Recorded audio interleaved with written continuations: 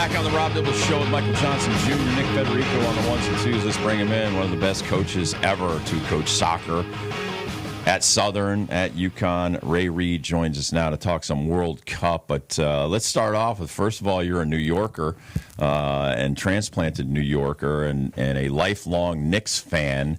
What were your thoughts on the Knicks win the NBA championship? Yeah, it was outstanding. Last time they won it, 1973, I was 13. And there's been some frustrating years, but, just looking at the city, looking at how galvanized New York and just how unselfish they played. Yeah, really, really happy. You know, I love them. I'm a big basketball fan. I always have. I played in high school, and just very, very happy to see them win it and the way they played. And everybody kept coming up with excuses, but they just kind of plowed right through it. Ray, how big do you think the statue will be one day for Jalen Brunson? Yeah, I'm hoping this guy announces it at the parade on Thursday. Should put one right in. Are you kidding me? What this guy did, especially after all the naysayers. Yeah, it was interesting. Walt Frazier said on Sunday, "Let's not talk about this. He is catapulted to the top three with Willis Reid and myself." And he wasn't like bragging. He was more saying Brunson belongs. We talked about with us now.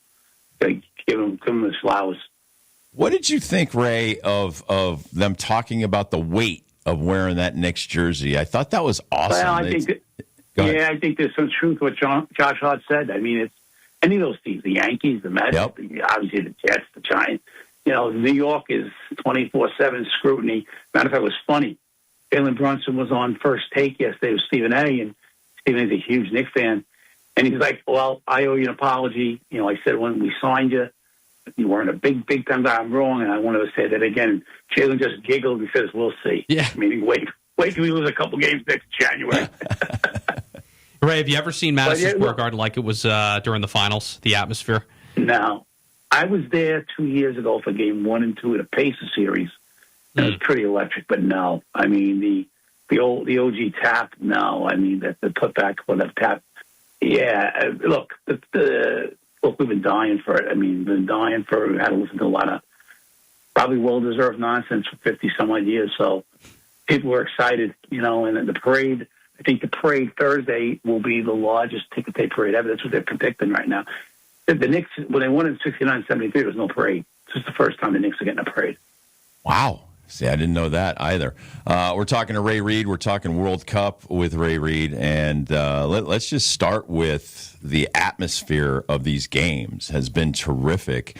You know, as someone that, you know, has spent their whole life in the soccer world, what's that like to watch these World Cup matches?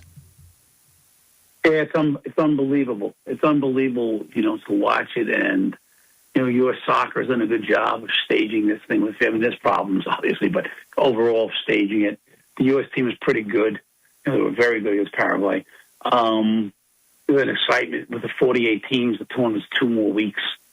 So you got a 6-week tournament, which I think is good for the game in this country. It'll push it. Obviously, right now, right where you are, you're going to have this baseball really going on in the WNBA. So, I mean, now is the time. What was your reaction to Spain and Cape Verde tying 0-0 yesterday, Ray? You know, I have 4 Cape Verdeans from Rhode Island that played for me at Southern, great players. I thought of them yesterday. Yeah, wow. To be honest with you, Rob, it's somewhat like the Yard Goats beating the Yankees 2-3. No disrespect to the Yard Goats, but somewhat that's what happened. You know, I wouldn't say tying, like beating them. I mean, the tie yesterday was a win for Cape Verde.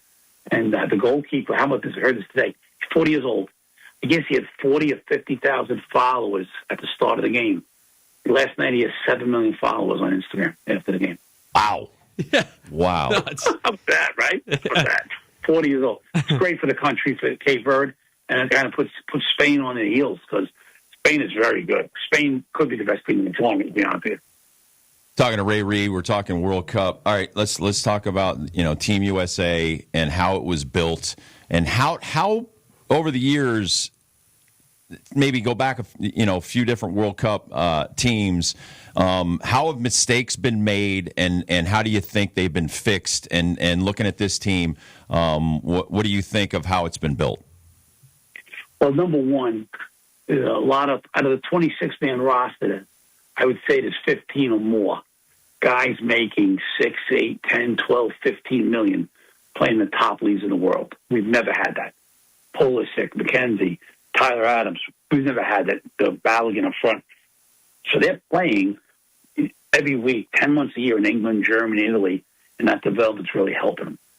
So that's one. Two, we're playing at home. Three, this age, this generation, the 26, 28-year-olds that have been together for 10 years now, this is the best group of players we have produced. Doesn't mean we're going to win the thing, but certainly we should get to the 16 with a little luck, maybe the 8. And it's important we win the group because if you win the group, your pairings in the round of 32, I wouldn't say they're easy, but they're much easier than they would be.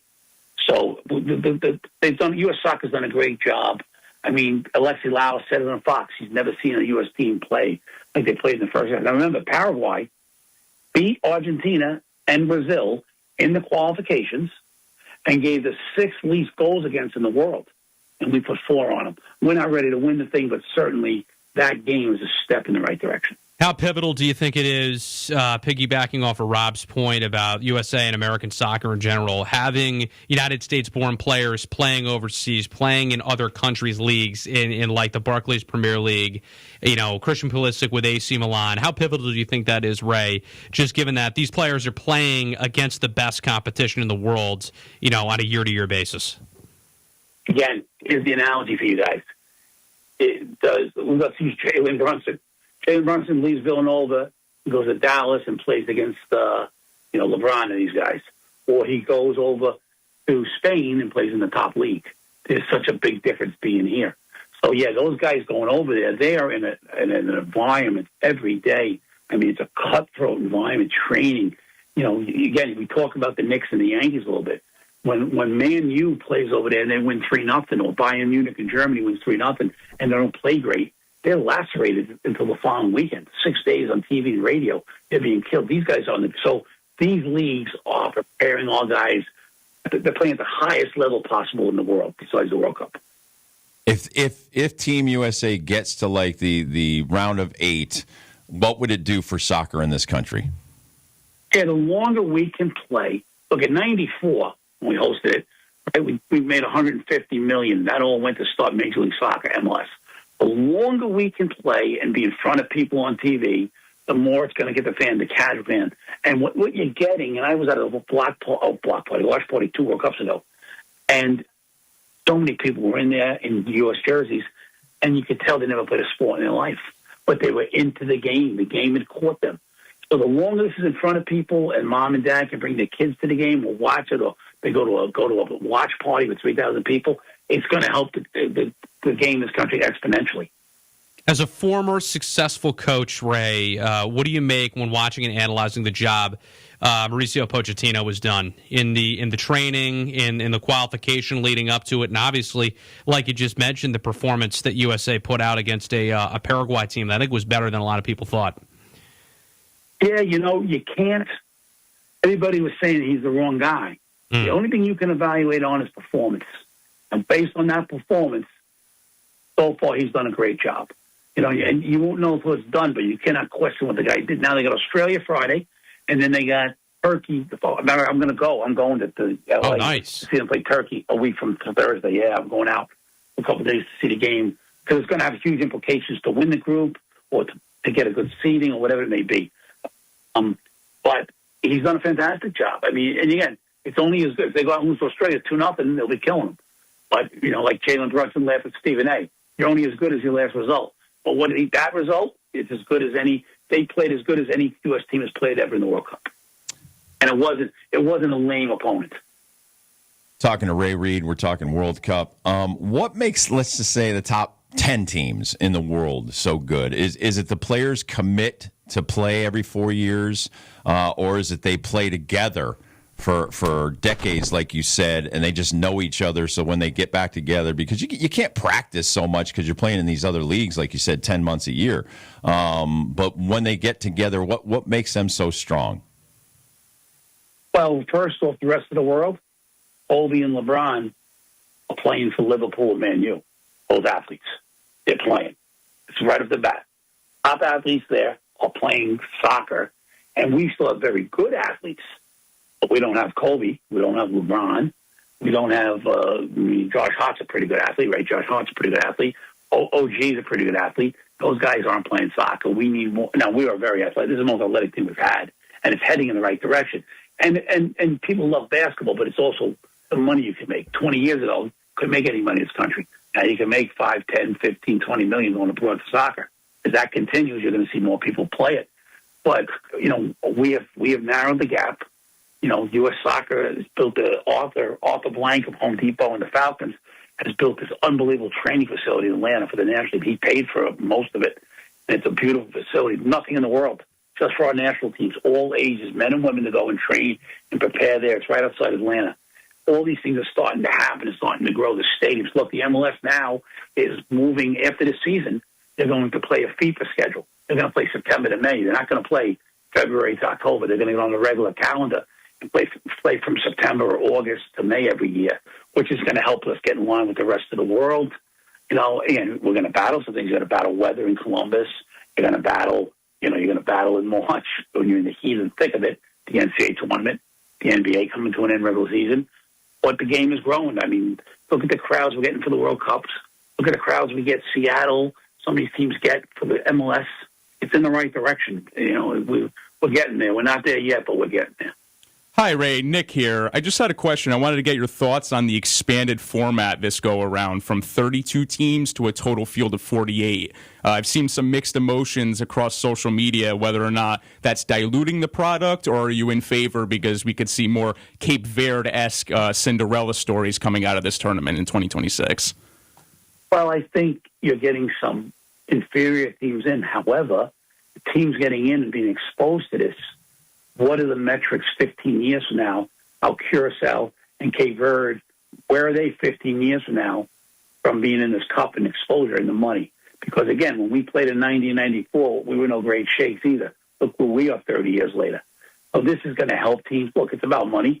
Teams got a chance to run 2 more weeks of tournaments, probably another 30, 40 games, whatever the number may be. But it will help improve soccer around the world. You got more teams playing. And, again, anybody who bet money yesterday bet on Spain to beat Cape Verde. Well, definitely. They're wrong. It's soccer, and Spain's a better team. And again, NFL, if the Giants play the Cowboys and the Giants are the better team significantly, you're going to win 8 out of 10. That's not always the case in soccer. One more question coming from me, Ray.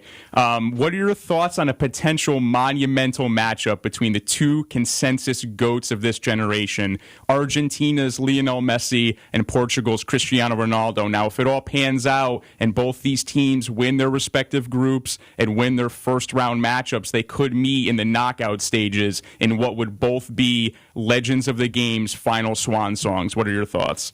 Yeah, it would be fantastic, epic stuff. Fix stuff for TV, the ratings, the knockout game. Obviously Messi's won a World Cup. Ronaldo has not. I'm sure, I don't know from Messi, but from Ronaldo's standpoint, I'm sure there's a competition with this guy because he's been the man for 20 years. Some say the greatest ever. It'd be fantastic. Because of the Cup, everything. Again, forget the Argentinian fans. Go, a month from now when the Cup's over, how many American kids are wearing Messi jerseys? It'll be fantastic. It'll be fantastic if it can be set up. Ray, who's your official pick to win the World Cup? First time being 48 teams, like Nick mentioned. Oh, would have said Spain. I'll say Spain or France. Okay. It depends, though. If they get some of those guys who are repping the NFL or the NBA for Wembyana, we can get our own team in there. We can get some of those guys repping. Right. Ray, how excited are some of your friends that are still in New York for the parade on Thursday? Yeah. We have an event on Thursday. I'd be there. Yeah, everybody's it's off the charts. Look, again, you got the Mets and the Yankees. You got the Jets and the Giants. You got the Rangers and the Islanders. No disrespect. Nets are an afterthought. New York is a basketball city, and really, it's one team. It's not split fandom. So this is we think we invented the game, which we probably didn't, but that's all right. People think they did. We did. So it's going to be unbelievable. It's unbelievable. Matter of fact, I watched a tape that I watched last night on The View. Brunson was on. And it says, and we go back to back. And he looks at it and he goes, can you give me a week to relax? But I'm thinking the same thing. Look, they're not going to – I had to talk to my buddy this morning. They won't go back to back, but I think they can win another one in 4 or 5 years, and I think Leon Rose in a year or two, unfortunately, will move one or two of these guys and bring in some younger talent. He's a small guy. So we're in the middle of a pretty good cycle right now, but I'm not stupid to think we're going to beat the Celtics or the Pacers. But it's a great opportunity for New York. Look, I'll be really transparent with you. I was in tears. And, I was glued to that series as if I was coaching my team at Uconn or Southern. It's just nice to see us get it. Were we the best team? We had the best run, and there was injuries, but it doesn't matter. It's not about you can only play who they put in front of you. You have to play who they put in front of you. Detroit killed us. Cleveland beat them. We swept Cleveland. Celtics and us are always good matchups. Philly beat them in 7. We swept Philly. Spurs beat Oakland. Oklahoma. I don't know if we would have beat Oklahoma. We didn't have to. We beat San Antonio. That's all you can say. So, yeah, I'm excited. My friends are excited. It's been off the charts. Off the charts. I'm like a little kid, to be honest with you. All right, so you're raising money for Southern Connecticut this weekend. What's the event you got going on? Thursday night at Arias, honoring trailblazers and leaders in women's sports. And Donna Lopiano, who wrote Title IX, Southern alum. And Donna De Verona, Olympic athlete, 3 gold medals. Alana Myers-Taylor won the gold in bobsledding. And Dawn Stanton, one of our own, 4-time All-American, won the Penn Relays at Southern. Now she works here. Andrea Joyce is our MC. All proceeds will go to women's athletics at Southern. We just did a dinner 2 weeks ago on Kevin Gilbride. We had Eli Manning, Mike Munchak there. It was a great night. And we're anticipating the same thing with this event. And again, when is it? Thursday, 2 nights from now, 5 o'clock at Arias. They can reach out to me via email or phone at Southern Connecticut. Any information at all. My phone number is 860-922-1110. They can email me at Reid, all12 at southernct.edu for information. But we do it. It's on Thursday night. Ray, we'd love to reach out to you as we get deeper into the World Cup and have you back on, if that's I'm available okay. as much as you guys want. I'd love to be on as much as you want me. It's a great time for the game. Look, I'm 66. Never in my life did I think I'd see the facilities, the players, and never won the World Cup here twice in 30 years. It's a great opportunity. I'm thrilled to be part of it, that I coached the game, at the college level. I'll be on as much as you guys want. I always like speaking to Rob and you guys, and I'll be available as much as you want me. Thank you, Ray. And next week, let me know. Next Thursday, I'm in L.A. If you want something before the game is at 10 o'clock your time, 7 o'clock Thursday night. I'll be in L.A. all day. If you want to talk, whatever, just let me know. We're on. All right. I'll send you a text. Awesome. You're on. Thank you, Ray. Thanks, Ray. Safe travels, buddy. Be safe. All right, you too. Thanks, guys. All right. Ray Reid.